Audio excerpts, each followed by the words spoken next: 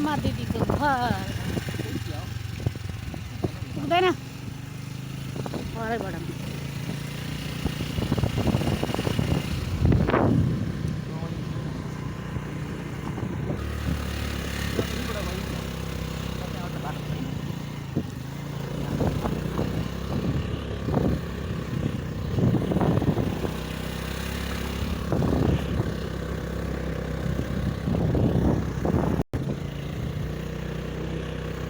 बाटो राम्रो बनाएको थियो नि त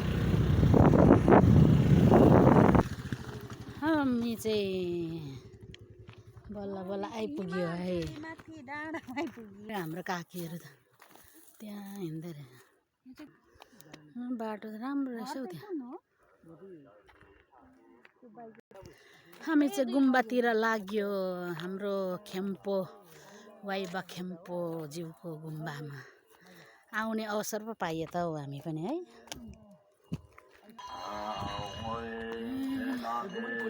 यस्तो राम्रो गुम्बा रहेछ